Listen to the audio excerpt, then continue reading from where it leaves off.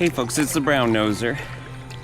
We are in Renfrew, Ontario, and we have put our kayaks into the Bonnechere River. We are just downstream from the hydro dam, and we are going to paddle this part to the Bonnechere Falls where we've been before.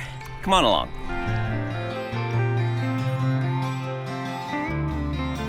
Renfrew is about an hour away from the west end of Ottawa, driving along the Trans-Canada Highway. We bypassed the Highway 60 turnoff and came in from the north end off Bruce Street. We put in past the McDougall Mill Museum at the bottom of Arthur Avenue. There's supposed to be an access point on the south side of the river, but it seemed to be blocked off at this time. Our put-in was easy, and there's a spot to leave your vehicle. On this adventure, we were paddling with our friends Russ and Jenn. Almost right away, we could feel a current carrying us ahead. The water was shallow, and if we didn't pay attention, we would scrape the rocks on the bottom of the river. Our friend Russ is an expert on the water, so we are going to follow him. The river never reached Class 1 category for rapids, but there were some strong swifts. Nothing challenging.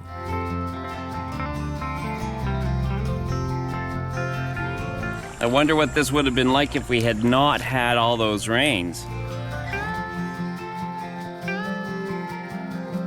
The Bonnechere gently meanders with long, slow bends and the occasional narrower section where the current picks up just a bit.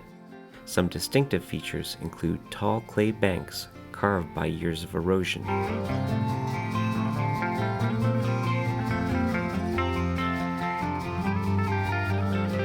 The Bonnechere Valley sits on deep deposits of marine clay that were left by the Champlain Sea, which covered this region more than 10,000 years ago.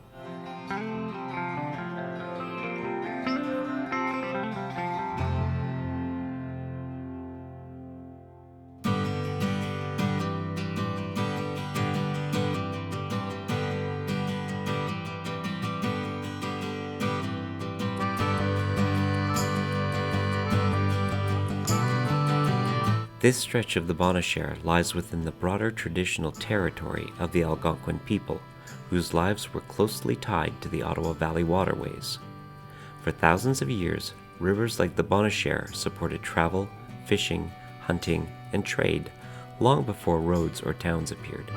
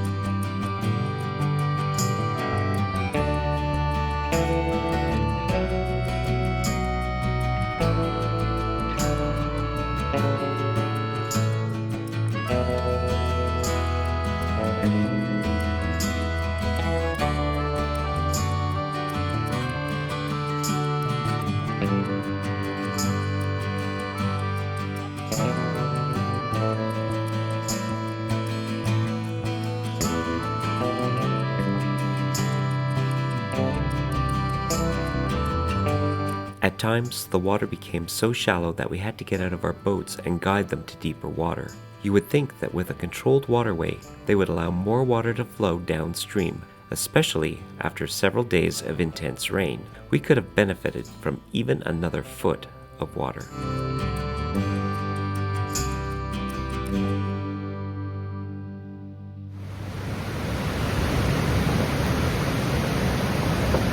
You can hear the Bonnechere Falls before you feel the pull of the water. We kept to the right of the shore, where Russ and Jenn scoped out a place to take out. The path for the portage wasn't obvious here, but we found it after a short climb.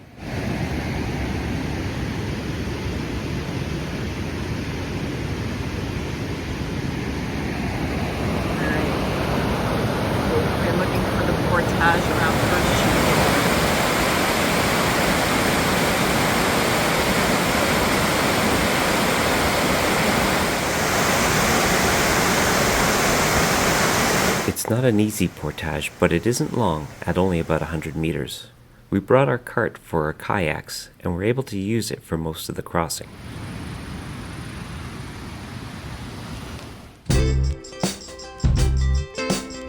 Below the falls, we took a break to enjoy the shade and the water.